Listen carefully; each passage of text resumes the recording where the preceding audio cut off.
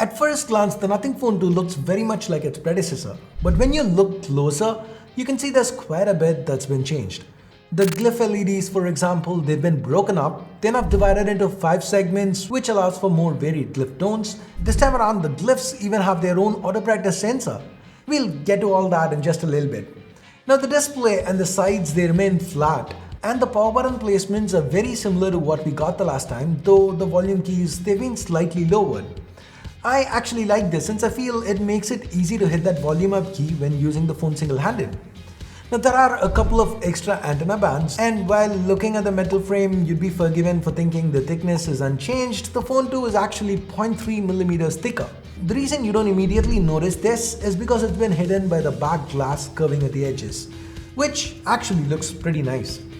Now it's not just the thickness, nothing's packed a whole lot more into this phone, including a large 6.7-inch display. So the Phone 2's overall footprint, it's kinda gone up. The Nothing Phone 2 is about 3mm taller and 0.5mm wider while being a good 8 grams heavier. Despite this increase in footprint, in hand the Phone 2 still manages to feel very similar to its predecessor. To put it simply, if you like the design of the Phone 1, you're definitely gonna love the Phone 2.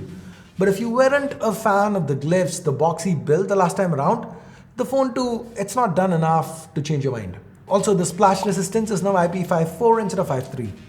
Now, before we get to the next change, hey guys, my name's Ash, you're watching C4E Tech. If you find this video useful, please do drop a like, I'd really appreciate that. Now on to upgrade number 2, the display. Like I mentioned earlier, we now have a larger screen. Now it's not just that it's larger, it's actually the better display.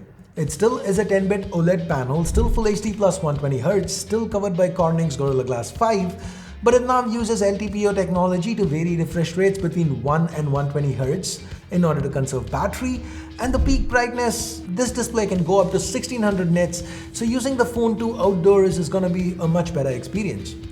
Now there is one thing I don't like about this display. It's the fact that the hole punch here, it's centered. Personally, I kind of prefer what they did with the Phone 1 where they had the hole punch to one corner.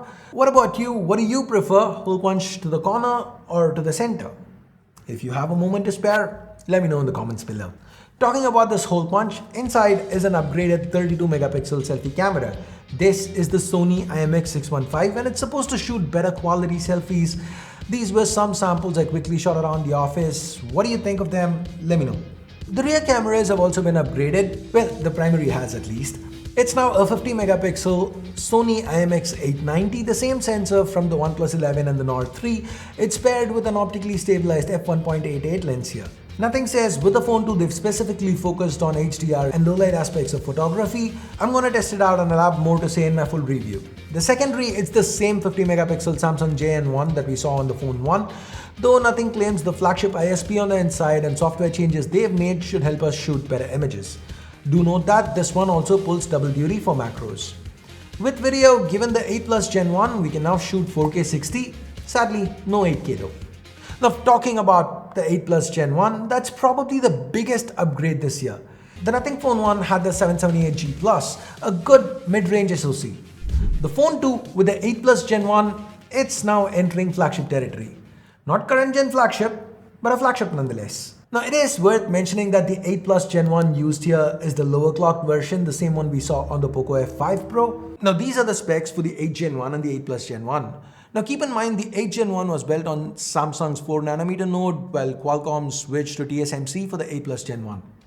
Now the 8 Plus Gen 1 on this phone, on the Poco F5 Pro, it was manufactured on TSMC's 4nm node, but it has the exact same core split up as an 8 Gen 1. So for all intents and purposes, this is an 8 Gen 1, but a TSMC manufactured 8 Gen 1. It's that same SoC that nothing's using here. The 3 GHz 8 Plus Gen 1, and it's available in 3 configurations: 8128, 12256 and 12512. The RAM is LPDDR5, storage UFS 3.1. Now the battery has also been upgraded. It's 4700 mAh, so about a 5% increase in battery capacity. Charging speeds can now go up to 45 watts wired, with wireless remaining unchanged at 15 watts. There is still no charger in the box though. Talking about the box, this is the box the Phone 2 comes in, pretty similar to the Phone 1, and man do I hate this rip the packaging kind of box that nothing offers. But to be fair, at least this time there is another box on the inside, so if you ever needed to repackage your phone, to ship it or something, there is something that's reusable. Anyways, let's get the phone out of its protective cover.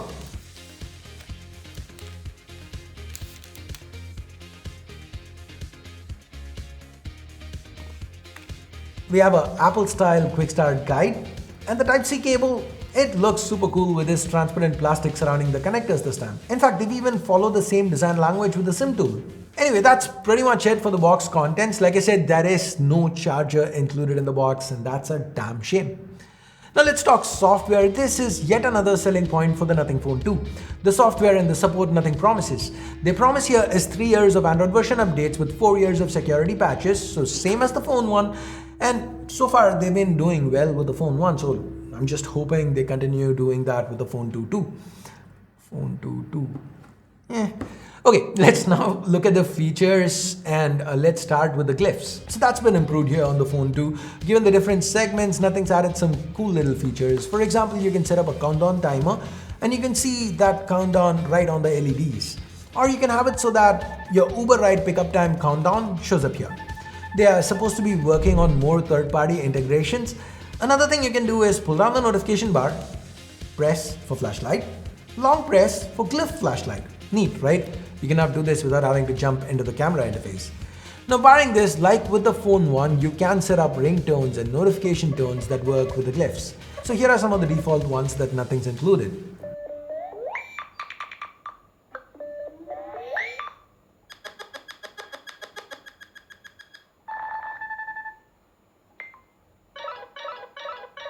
You can also create your own glyph tones by using the new composer. So you can tap the segments you want, create the tone you want, save it, and this could help you know who's calling without so much as looking at the display. It's pretty cool. There's now a monochrome theme with the default launcher. It looks great, but with themes, they largely depend on having icons for everything. Now, even with just these preloaded apps, a couple, as you can see, they didn't have monochrome icons and stuck out like a sore thumb. But you can technically stick these apps inside a folder on your home screen and maintain the total monochrome aesthetic for your home screens, at least if you want. For example, look at this. You can have different styles of folders. You can have a cover with some Nothing style icons or regular emojis. It's a neat idea and I like the execution here. Now Nothing's claim is that the new chip is 80% faster. They also say their own OS improvements should increase speeds by 20%. This is something that's expected to be passed on to the Phone 1 beat up. Now the interface, the transitions, the animations, they felt very consistent and fluid, at least in my limited time with this phone. Now the Nothing Phone 2, it starts from 44,999 in India, and that's for the 8128, 2499 AED in UAE, though the base here is 12,256. Now the asking price, in my humble opinion, it does seem a little stiff. I would have liked to see it priced at least 10% lower, especially since the charger and the case are going to be extra expenses on the end consumer. Do you agree? Do you think this pricing is fine? Let me know in the comments. And I guess that's it. Thanks for your time. Have a nice day. Bye-bye.